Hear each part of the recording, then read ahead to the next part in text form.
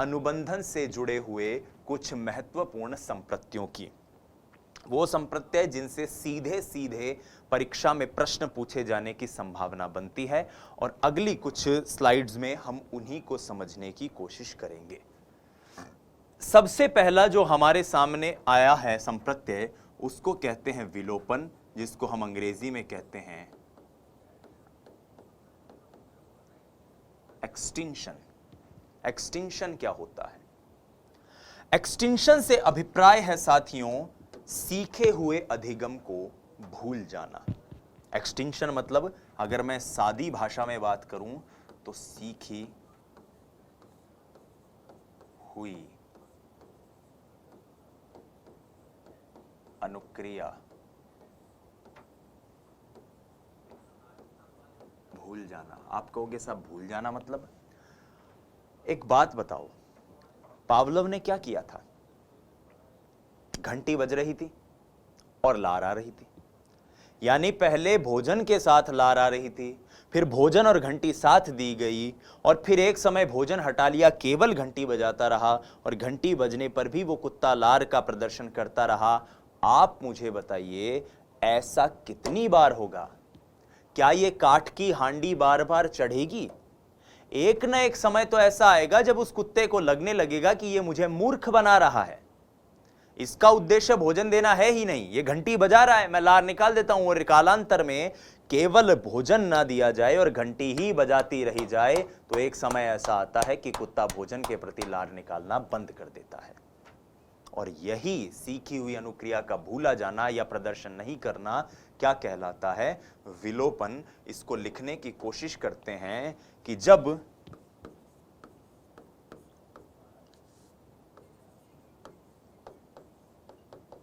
अनुबंधन के पश्चात, जब अनुबंधन के पश्चात केवल घंटी बजाई जाए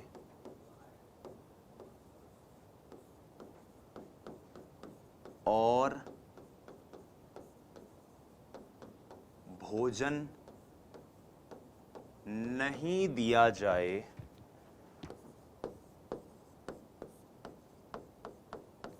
जब अनुबंधन के पश्चात केवल घंटी बजाई जाए और भोजन नहीं दिया जाए, तो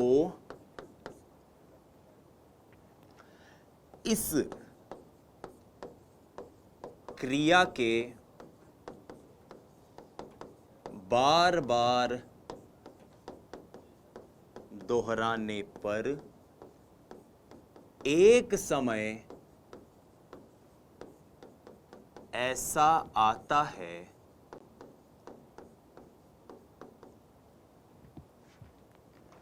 कि कुत्ता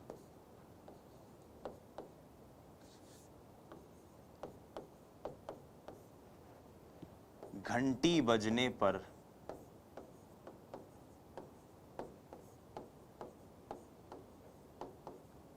लार का स्राव बंद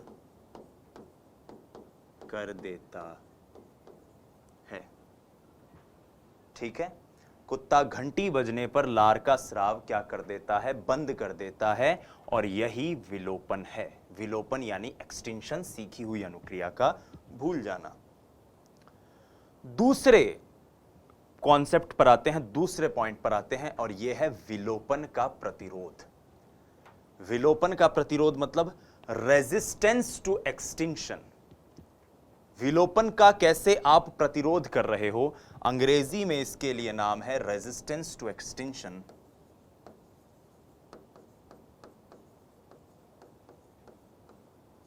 रेजिस्टेंस टू एक्सटिंक्शन।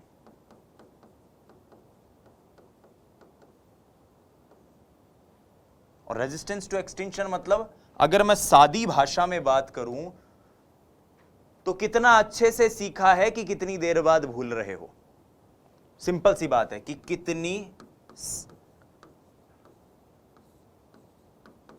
देर बाद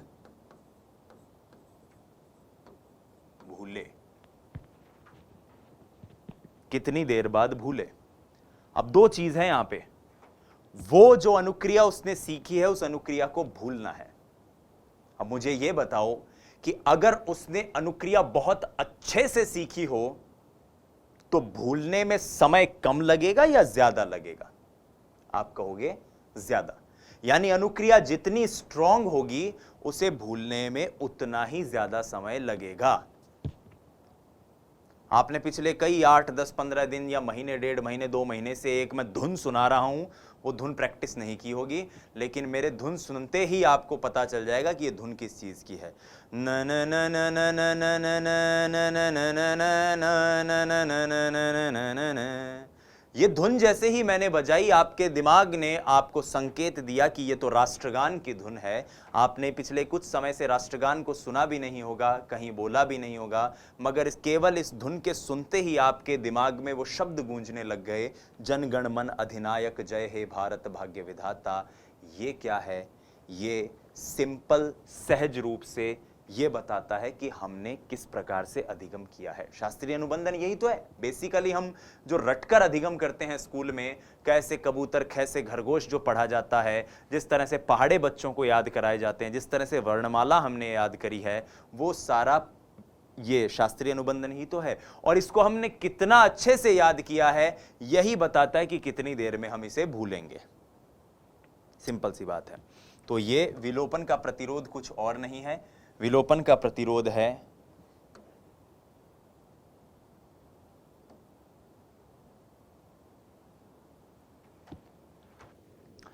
तो विलोपन का प्रतिरोध अगर हम लिख रहे हैं तो हम क्या कहेंगे?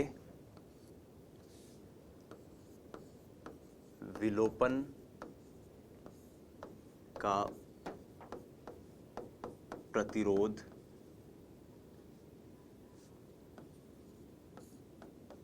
बताता है कि कोई अनुक्रिया कितनी दृढ़ता से सीखी गई है। कोई अनुक्रिया कितनी दृढ़ता से सीखी गई है, अर्थात स्वाभाविक उद्दीपक के ना दिए जाने पर कितने समय तक कोई अनुक्रिया बनी रहती है। स्वाभाविक उद्दीपक के ना दिए जाने पर भी कितने समय तक कोई अनुक्रिया बनी रहती है। यही विलोपन का प्रतिरोध है कि कितनी दृढ़ता से आपने चीज सीखी है ताकि कितनी देर बाद आप उस सीखी हुई चीज को भूलो। यही विलोपन का प्रतिरोध है।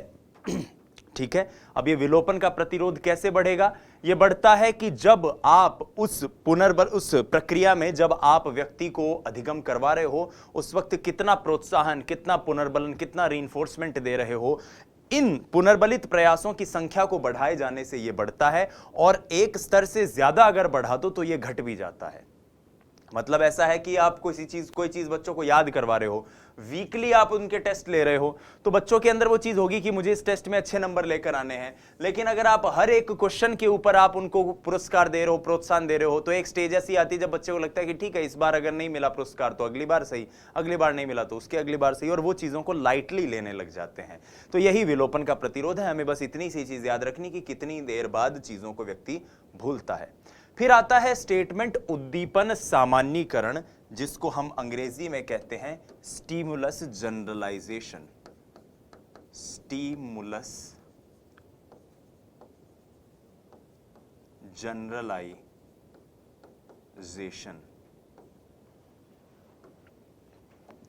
सिंपल सी बात है, समान उद्दीपक उद्दीपक समान अनुक्रिया।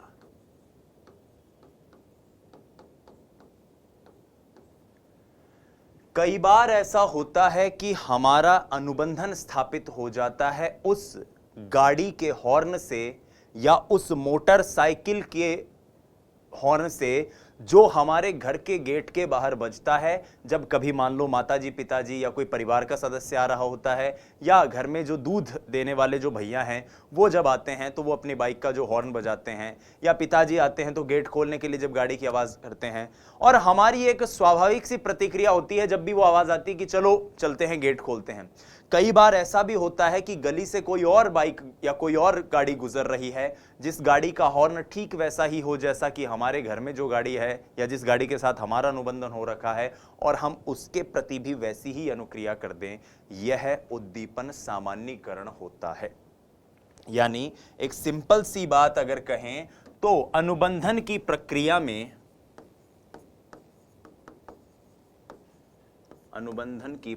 में जब अधिगमकर्ता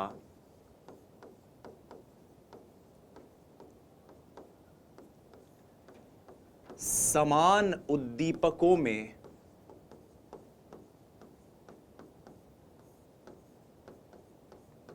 अंतर ना कर पाए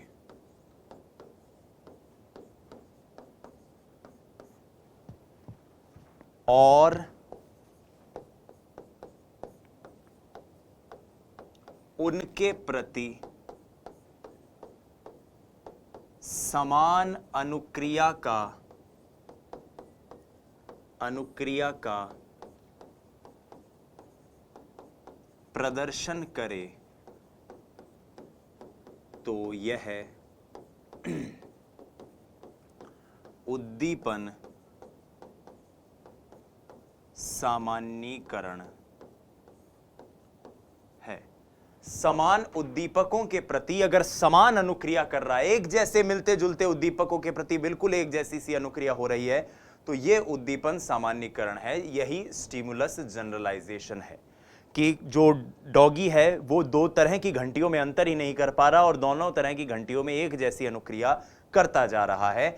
यही उद्दीपन सामान्यीकरण है।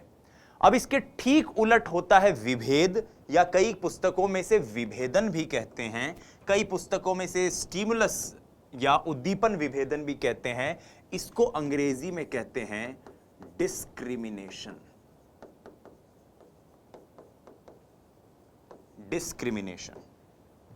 डिस्क्रिमिनेशन का मतलब समान उद्दीपकों में अंतर कर लेना, समान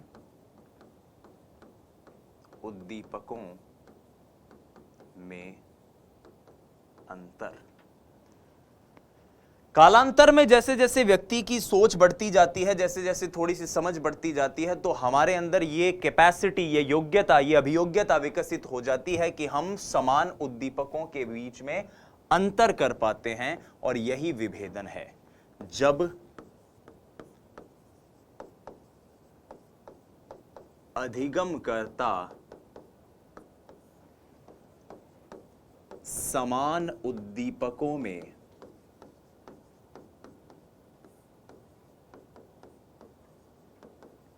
अंतर कर पाए, तो यह जब अधिगमकर्ता समान उद्दीपकों में अंतर कर पाए और उसी प्रकार से, मतलब अंतर कर लिया तो वो ये ध्यान रखे कि क्या सही है और क्या गलत, उसी प्रकार से अनुक्रिया का प्रदर्शन करे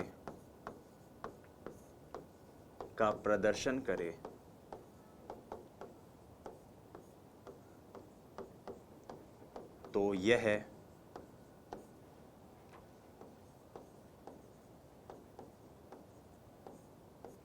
विभेदन है। दोनों के बीच में अंतर कर पाना, यह क्या है? विभेदन है।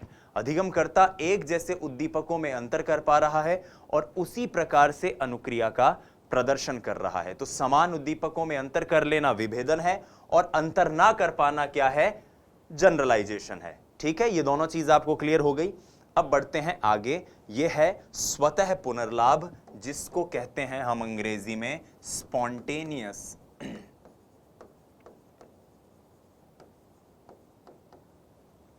Recovery. Spontaneous recovery. Spontaneous recovery का मतलब क्या है? स्पॉन्टेनियस रिकवरी का मतलब है भूली हुई अनुक्रिया का वापस याद आना। सिंपल सी बात है, भूली हुई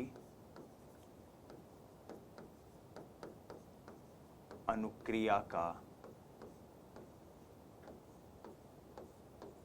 फिर से याद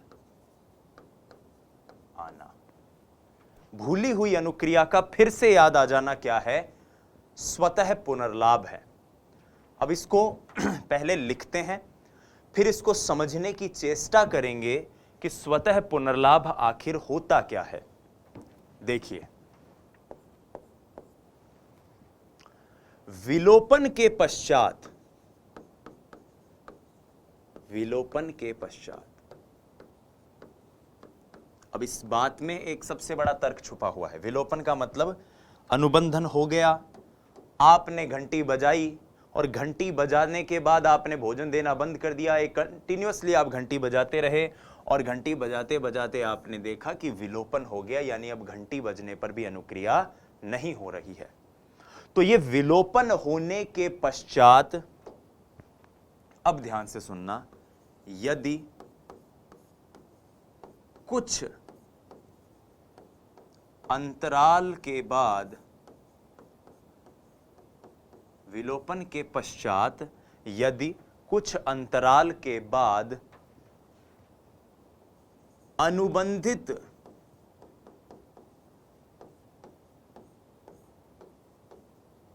उद्दीपक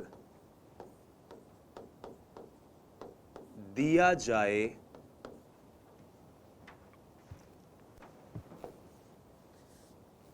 तो प्राणी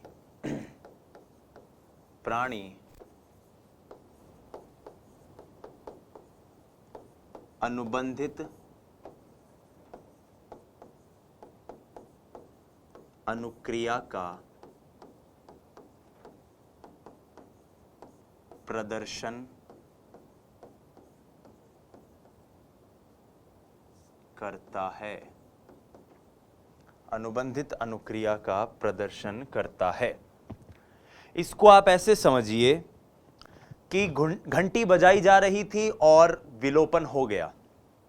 अब 1 दिन, 2 दिन, 3 दिन, 4 दिन, 5 दिन, 7 दिन, 10, 15, 20, 25 दिन के बाद अचानक से एक दिन घंटी बजाई गई और कुत्ते ने फिर घंटी के बजते ही लार की अनुक्रिया करी। तो ये क्या है? ये स्वतः पुनर्लाभ है। क्लियर है? अब ये क्यों होता है, इसको लेकर पावलोव भी क्लियरली कोई चीज एक्सप्लेन नहीं कर पाए।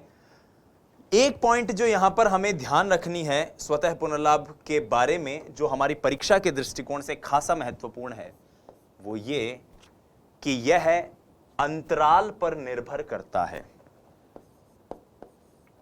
स्वतः पुनर्लाभ अंतराल पर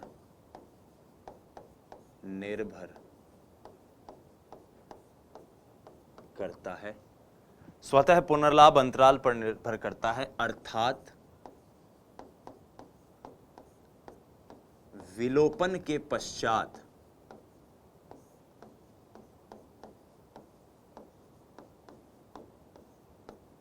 जितने समय के बाद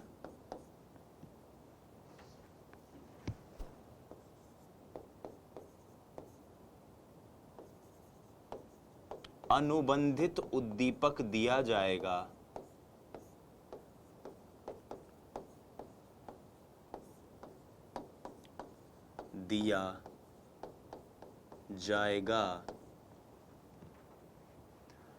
स्वतः पुनर्लाभ की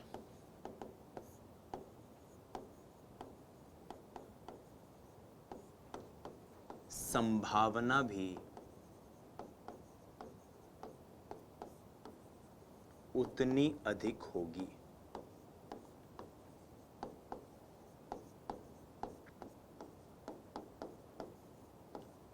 स्वतः पुनर्लाभ की संभावना भी उतनी अधिक होगी। अब इस बात का मतलब क्या है? इस बात का मतलब यह है कि विलोपन होने के जितने टाइम बाद आप अनुबंधित उद्दीपक दोगे, स्वतः पुनर्लाभ के होने की संभावना उतनी ही ज्यादा है। यह आपको समझ में नहीं आ रही होगी तो मैं एक एग्जाम्पल आपसे पूछता हुआ, अब वीडियो के माध्यम से ऐसा तो है नहीं कि मैं पूछूंगा और आप जवाब दे दोगे और मुझे सुनने में आ जाएगा, लेकिन आप खुद कल्पना करना जो मैं बात पूछने की कोशिश कर रहा हूं। मान लो कुत्ते के साथ पिछले कुछ दिनों पहले, 8-10 दिन पहले या 5-6 दिन पहले अनुबंधन स्थापित हुआ, यानी अब वो 5-7 दिन पहले घंटी बजाने पर लार को प्रकट कर देता था। अब हुआ क्या, एक दिन ऐसा देखा गया कि केवल घंटी बजाई गई और लार आने लगी, और यह क्रिया मान लो आज तक दोहराई गई, आज तक जब आप इस वीडियो को देख रहे हैं। अब जैसे ही घंटी बजाई आज, तो उसने लार नहीं निकाली, इसका मतलब यहां पर विलोपन हो गया। मान सकता हूं मैं बात? उसने आज घंटी बजाई तो लार नहीं निकाली, माने आज विलोपन हो गया। कल अगर मैं घंटी बजाता हूं तो क्या संभावना है कि लार प्रकट हो? आप कहोगे नहीं, क्योंकि साहब विलोपन हो चुका है। मैं कहूं चलो कल नहीं बजाऊं और 2 दिन बाद घंटी बजाऊं तो क्या संभावना है? आप कहोगे नहीं। लेकिन मैं कहूं कि 2 दिन बाद ना बजा के और मैं 7 दिन बाद बजाऊं घंटी तो क्या संभावना है? आप कहोगे क्या पता बच जाए, भूल भुला जाए वो, कि ऐसी कोई बात थी क्या। और मैं कहूं कि 7 दिन छोड़ो 15 दिन बाद डॉट विलोपन, आज के ठीक 15 दिन बाद वापस घंटी बजाऊं तो क्या संभावना है? मैं एक काल्पनिक रूप से आपको समझाने के लिए बात कर रहा हूं। इन तथ्यों को, दिनों को याद मत कीजिए, आप सिर्फ इसे समझने की कोशिश कीजिए। तो आप कहोगे कि हां सर शायद संभावना है 15-20 दिन बाद हो तो वो इस बात को ही भूल जाए कि ऐसी कोई बात हुई थी, या वो भूल गया था, कभी वो भूलना ही भूल जाए, एक तरह से अपन कह सकते हैं। तो अब आप इस पॉइंट को देखो कि अंतराल पर निर्भर करता है, अर्थात विलोपन के पश्चात जितने समय के बाद अनुबंधित उद्दीपक दिया जाएगा, स्वतः पुनर्लाभ की संभावना भी उतनी ही अधिक होगी। ठीक है। इसके बाद आता है प्रतिरोधन। प्रतिरोधन का मतलब होता है कि कई बार आंतरिक जगत में और बाह्य जगत में कुछ ऐसी गतिविधियां होती हैं जो कि हमारे अनुबंधन की प्रक्रिया पर रेजिस्टेंस या हर्डल उत्पन्न करने की कोशिश करती है। वहां पर विलोप का प्रतिरोधन था और यहां पर अनुबंधन के प्रतिरोधन की बात मैं कर रहा हूं, रेजिस्टेंस। यह प्रतिरोधन याद रखिएगा, विलोपन का प्रतिरोधन नहीं है जिसको अभी हमने पढ़ा था। यह प्रतिरोधन कुछ और है, और यह क्या कहता है कि कई बार कुछ ऐसी गतिविधियां होती है आंतरिक व बाह्य जगत की,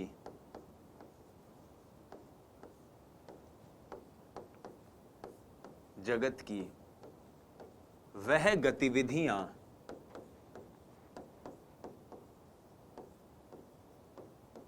आंतरिक व बाह्य जगत की वह गतिविधियां जो अनुबंधन की प्रक्रिया में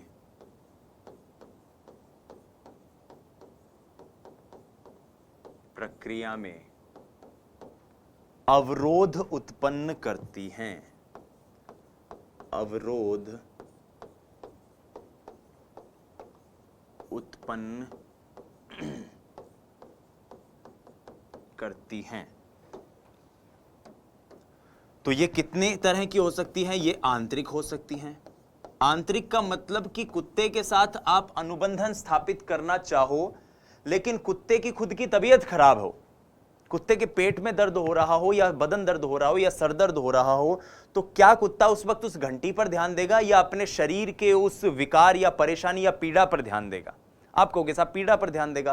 तो कई बार ऐसी इंटरनल चीजें होती हैं, खुद में ऐसी चीजें होती हैं जिनके कारण अनुबंधन स्थापित नहीं हो पाता, नंबर 1। और दूसरी होती है बाह्य।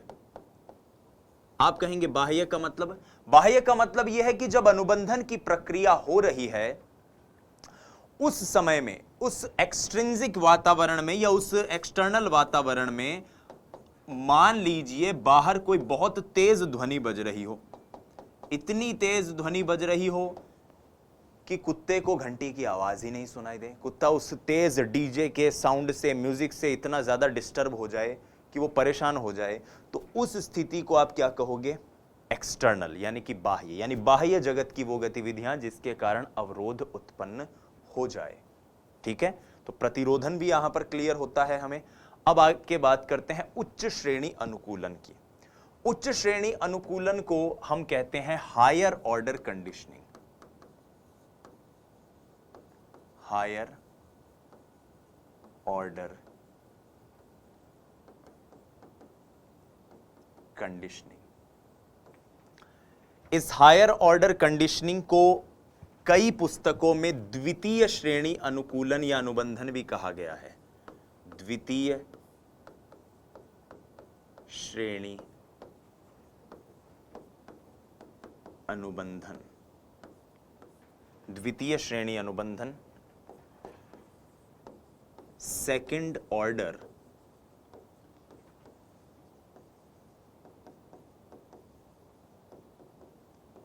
Conditioning, second order conditioning.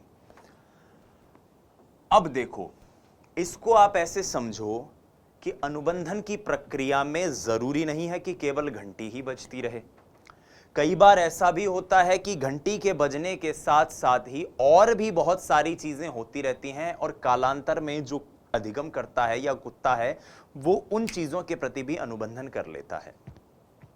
जैसे मैं आपको एक बेसिक सा उदाहरण देता हूं, इससे आपको ये चीजें अच्छे से क्लियर हो जाएगी कि हायर ऑर्डर कंडीशनिंग क्या होती है। एक व्यक्ति को अपनी बाइक से बड़ा लगाव था, वही बाइक वाले एक्सपेरिमेंट पर चलते हैं, और बाइक को वो चला के कहीं जा रहा था। कालांतर में ऐसा हुआ कि बाइक से दुर्घटना घटित हुई और उसका एक्सीडेंट हो गया। अब एक्सीडेंट हुआ था बाइक से, तो वो व्यक्ति बाइक से डरने लग गया। अब वो बाइक पर नहीं बैठता है और बाइक को चलाने से उसे लगता है डर। समझ रहे हो इस बात को? बाइक को चलाने से उसे लगता है डर।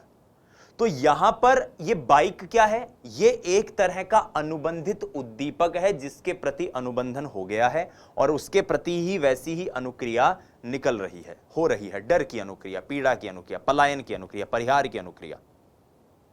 मैं आपसे एक प्रश्न करता हूं कि कई बार आपने ऐसे व्यक्ति देखे होंगे जिनको उस बाइक से तो डर बैठ गया, उस रोड से भी डर बैठ जाता है जिस रोड पर उनका एक्सीडेंट होता है। जबकि एक्सीडेंट तो बाइक से हुआ था, रोड से क्यों डर बैठा?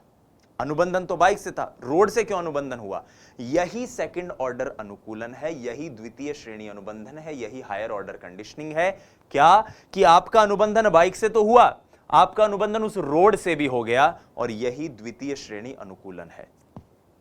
अब यहां पर मैं दो एग्जाम्पल, और समय है तो मैं एक एग्जाम्पल और ले लेता हूं। देखो, अब वो बालक केवल अपनी बाइक पर बैठने से नहीं डरता, उसके सामने कोई भी बाइक ले आओ वो हर उस बाइक को चलाने से डरता है। तो यहां पर ये बाइकों से डरना या बाइक चलाने से डरना, डर आपका एक्सीडेंट तो अपनी बाइक से हुआ था, लेकिन आप हर बाइक से डर रहे हो, ये क्या है? सामान्यीकरण। रोड से अनुबंधन हो गया, ये क्या है? द्वितीय श्रेणी अनुकूलन। लेकिन ऐसा नहीं है कि आप हर रोड पर चलने से डर रहे हो, उस रोड पर जाते ही आपको डर लगता है, आप बाकी हर रोड पर चल सकते हो, तो ये क्या है? विभेदन। तो देखो, एक छोटा सा एग्जाम्पल और पावलव के प्रयोग के हमने तीन बड़े कॉन्सेप्ट इस छोटे से एग्जाम्पल से समझे हैं। यही क्या है? यही पावलव के अंदर प्रतिरोधन, माफ कीजिएगा, उच्च श्रेणी अनुकूलन है।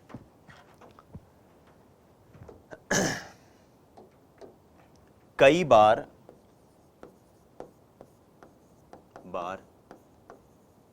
अनुबंधन की प्रक्रिया में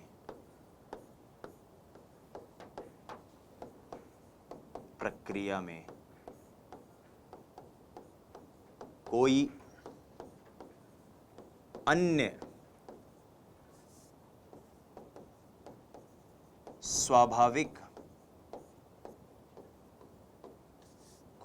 स्वाभाविक उद्दीपक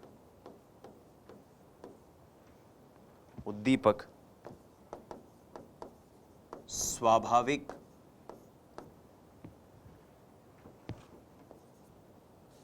कोई अन्य स्वाभाविक नहीं, माफ कीजिएगा, कोई अन्य अनुबंधित उद्दीपक, कंफ्यूज मत होना, क्योंकि बाइक की बात हो रही है ना, घंटी की बात हो रही है। अन्य अनुबंधित उद्दीपक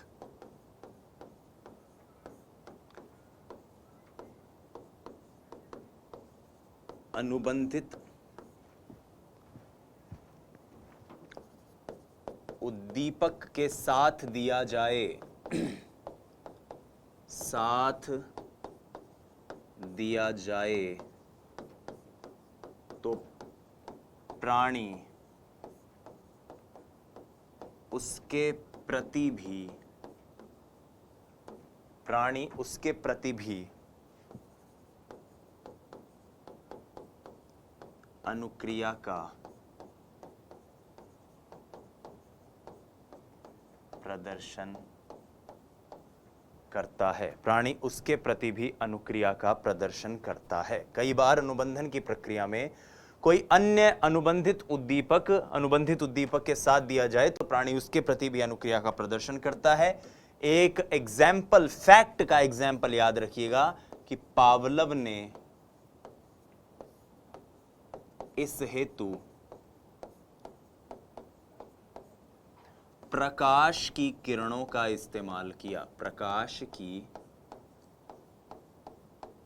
किरणों का प्रयोग किया। मतलब जब घंटी बजाई जा रही थी तो एक लाइट भी साथ में जलाई जा रही थी, और कालांतर में देखा कि घंटी नहीं बजाई गई, भोजन भी नहीं दिया गया, केवल लाइट जलाई गई, तो लाइट के जलने पर भी अनुबंधन हुआ। यही उच्च श्रेणी अनुकूलन है, अनुबंधन है, या द्वितीय श्रेणी अनुकूलन अनुबंधन है। अनुकूलन से कंफ्यूज मत होना, बात सेम ही होती है। ठीक है साथियों, तो यहां पर हमने महत्वपूर्ण संप्रत्यय देखे। अब आइए इसके शैक्षणिक उपयोग की और मूल्यांकन की बात करते हैं। कुछ महत्वपूर्ण फैक्ट्स है जो आपको याद रखने चाहिए कि किस प्रकार से ये पावलव का सिद्धांत बहुत महत्वपूर्ण होता है शिक्षा में, किस प्रकार से आम जीवन में महत्वपूर्ण होता है, और साथ ही साथ आपको ये भी पता होनी चाहिए कि इसको क्रिटिसिज्म, इसकी आलोचना मनोवैज्ञानिकों ने किन कमियों के कारण की। तो पहला पॉइंट यहां पर आता है कि इसमें अधिगमकर्ता की निष्क्रिय भूमिका है। समझो इस बात को। डॉग या कुत्ता जो इस पूरे प्रयोग में कार्य कर रहा था, उसके आपने वीडियो में, फोटोग्राफ में देखा, माफ कीजिएगा, कि किस तरह से उसके चेहरे को बांध दिया गया और उसको पूरी तरह से निष्क्रिय का मतलब है उसको पूरी तरह से जकड़ रखा है कि उसके सामने सिवाय भोजन को देखकर लार निकालने के और कोई ऑप्शन नहीं है। तो यही चीज यहां पर सबसे महत्वपूर्ण और सबसे कारगर नजर आती है। क्या कि अनुबंधन की प्रक्रिया में जो अधिगम करता है उसकी भूमिका निष्क्रिय होती है। कैसी होती है? निष्क्रिय भूमिका होती है, पहली बात। तो दूसरी बात, यह रिपीटेशन या पुनरावृत्ति पर बल देता है। जैसे हमें पहाड़े विद्यालय में सिखाए गए तो बार बार दोहराए जाते थे ना, 2 दूनी 4, 2 तिया 6, 2 चौके 8, 2 पंजो 10। तो यह बार बार रिपीट किया जाता है, तब जाकर एक समय ऐसा आता है कि अनुबंधन हो जाता है। कुछ वैज्ञानिकों ने इसे इसलिए भी क्रिटिसाइज किया क्योंकि यह एक अस्थायी व्यवहार है, टेम्पोररी बिहेवियर। हमने पढ़ा था शुरुआती कक्षाओं में कि अधिगम अस्थायी नहीं होता, अपेक्षाकृत स्थायी होता है। और अगर यह स्थायी होता या अपेक्षाकृत स्थायी होता तो कभी भूला नहीं जाता। आपने तो उद्दीपक दिया नहीं थोड़े दिनों तक और आपका अनुबंधन खत्म हो गया।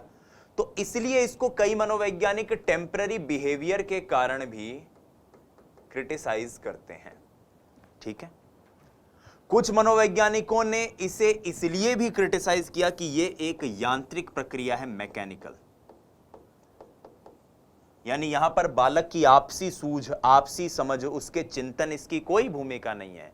बालक को निष्क्रिय रूप से, मशीनी रूप से उसको कोई ना कोई चीज बार बार उसके सामने लाओ, कभी ना कभी तो वो सीख ही जाएगा। इस विषय पर यह भी मत है मनोवैज्ञानिकों का। ये सारे वाक्य आपको लिखे हुए मिल जाएंगे आपकी पुस्तक में। हालांकि रीड के दृष्टिकोण से ये इतने इंपॉर्टेंट नहीं है, लेकिन हमें पढ़ना चाहिए ताकि, क्योंकि हम अध्यापक बनने जा रहे हैं, और अध्यापक बने तो हम एक अच्छे अध्यापक बने, यही हमारी कोशिश होनी चाहिए।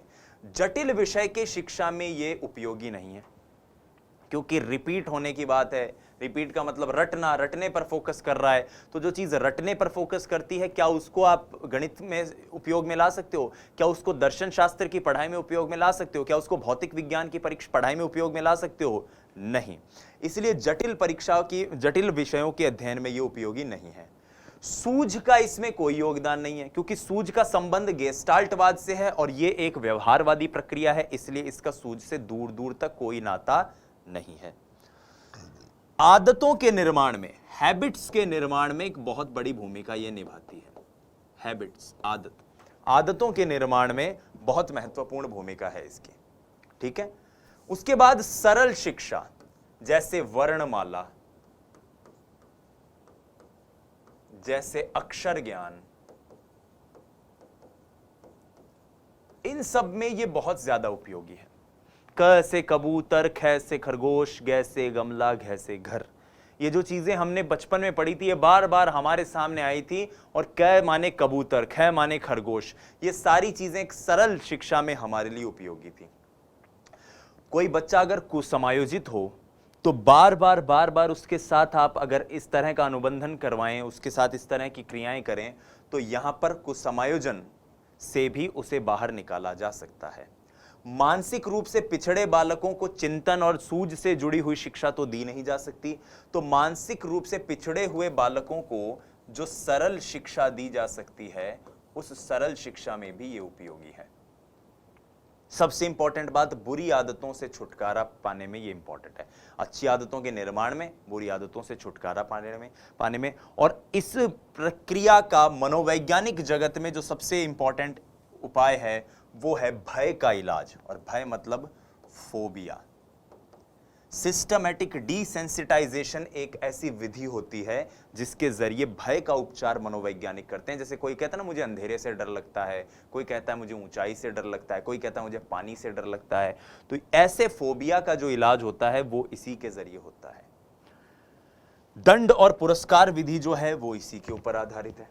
और सबसे इंपॉर्टेंट बात, विद्यालयों के अंदर जो ऑडियो विजुअल अपरेटस लगाए जा रहे हैं आजकल, दृश्य श्रव्य उपस्कर, कि हम कक्षा में बच्चों को कोई चित्र दिखाएं, कोई वीडियो दिखाएं, कोई ऑडियो सुनाकर उनको चीजें समझाएं, तो बार बार ऐसी चीजें होंगी तो बच्चों के दिमाग में ज्यादा जल्दी वो चीज बनेगी, वो चीज उनको समझ में आएगी। और इसलिए इसका मूल्यांकन और इसके शैक्षणिक उपयोग में आप ये भी कह सकते हो कि दृश्य श्रव्य उपस्कर।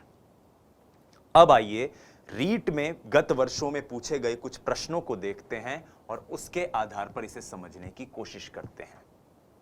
देखो, पावलव के प्रयोग में कुत्ता न केवल मांस प्रदाता के सीधे मुंह में रखने पर लार टपकाता है, किंतु इससे पहले भी, अर्थात जब सीढ़ियों से नीचे आता है तब भी लार टपका रहा है। इस संवृत्ति को क्या कहते हैं? मतलब यहां पर घंटी नहीं बोल रहा वो तो कह रहा है नीचे कदमों की आवाज सुन के अनुबंधन हो गया। तो ये क्या है? एक तरह से अनुबंधन ही है। और इस अनुबंधन को आप क्या कहोगे? लार टपकाने को आप क्या कहोगे? अनुबंधित अनुक्रिया।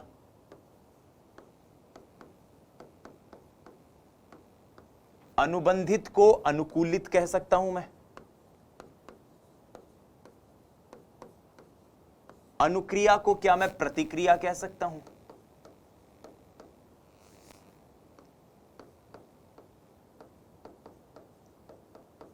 और प्रतिक्रिया जो होती है उसको आप कह सकते हैं रिफ्लेक्सेस,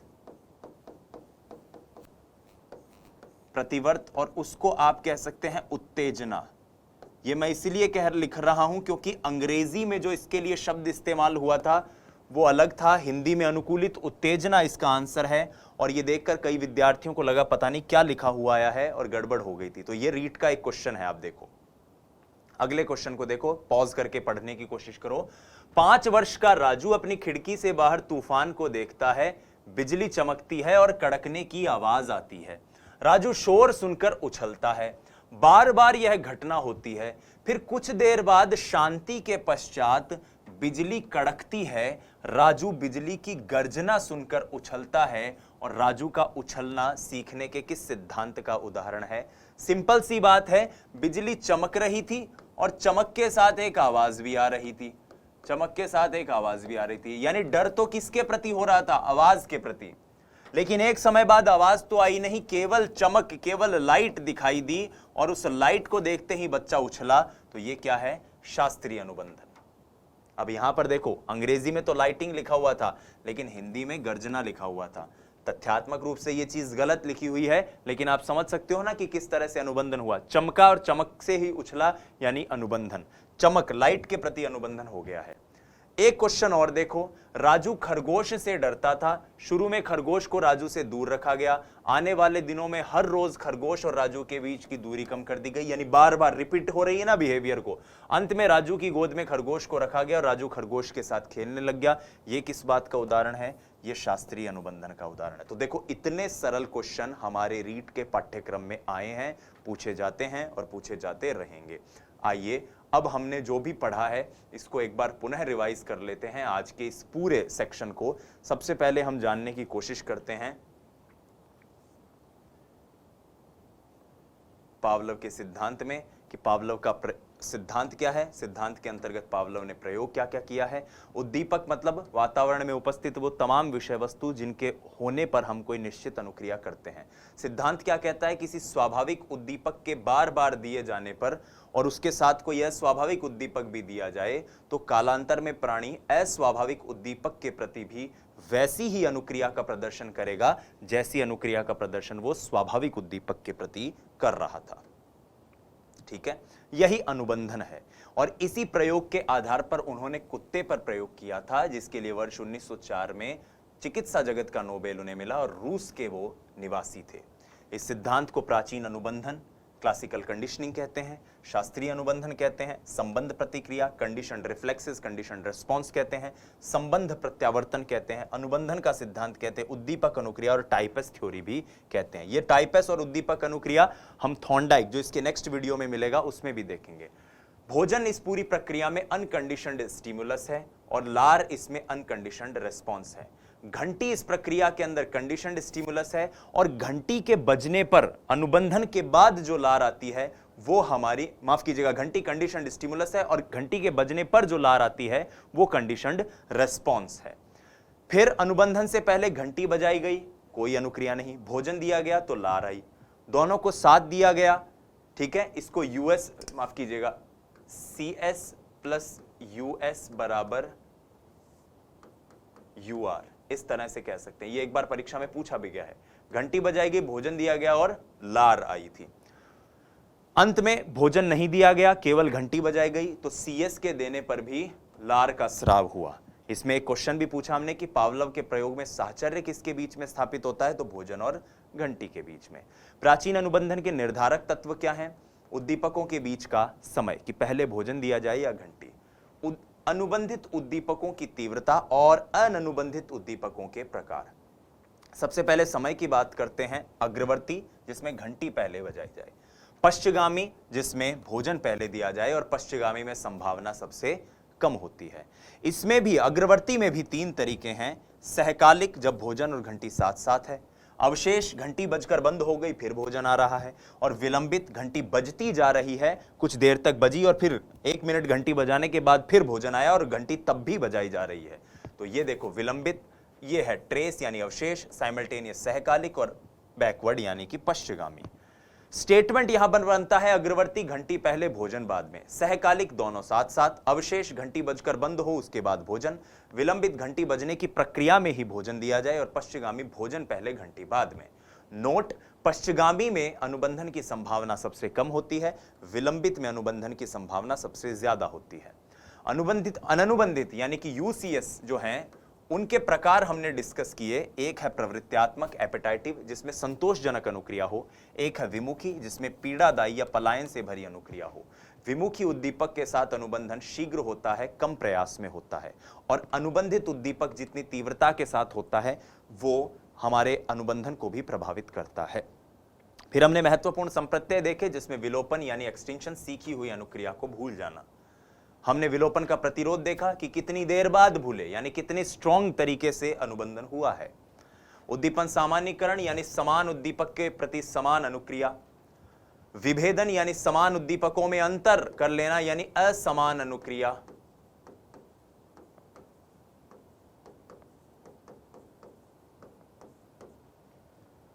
उसके बाद स्वतः पुनर्लाभ की भूली हुई अनुक्रिया का फिर से याद आ जाना। स्वतः पुनर्लाभ जो है वो समय पर निर्भर करता है, यानी विलोपन के जितनी देर बाद आप उद्दीपक दोगे स्वतः पुनर्लाभ होगा। प्रतिरोधन, अनुबंधन की प्रक्रिया में आने वाला अवरोध, ठीक है। और द्वितीय श्रेणी अनुकूलन, यानी कि कोई अनुबंधन की प्रक्रिया में एक उद्दीपक के साथ अन्य उद्दीपक दिया जाए और उस अन्य के प्रति भी व्यक्ति अनुबंधन कर ले। जैसे घंटी के साथ लाइट जलाई गई, प्रकाश की किरणें जब उस कुत्ते के ऊपर डाली गई तो वो लाइट के प्रति भी लार निकालने लग गया, ठीक है। उसके बाद हमने मूल्यांकन और शैक्षणिक उपयोग के ये कुछ तथ्य देखे कि अधिगमकर्ता की भूमिका निष्क्रिय होती है, पुनरावृत्ति होती है, अस्थायी व्यवहार होता है, यांत्रिक प्रक्रिया है, जटिल विषय के लिए सहायक नहीं है, सूझ का इसमें कोई योगदान नहीं है, आदतों के निर्माण में सहायक है, वर्णमाला अक्षर ज्ञान जैसी सरल शिक्षा में सहायक है, कुसमायोजन में सहायक है, मानसिक रूप से पिछड़े बालकों की शिक्षा में सहायक है, बुरी आदतों से छुटकारे में सहायक है, भय से उपचार में सहायक है, दंड पुरस्कार विधि और दृश्य श्रव्य उपस्कर इसी के ऊपर आधारित है। तो डियर स्टूडेंट, यहां पर हमने पावलोव के सिद्धांत को समझा। बहुत बहुत धन्यवाद। जय हिंद, वंदे मातरम। स्वस्थ रहिए, मस्त रहिए, अपनी तैयारी में व्यस्त रहिए। नमस्कार।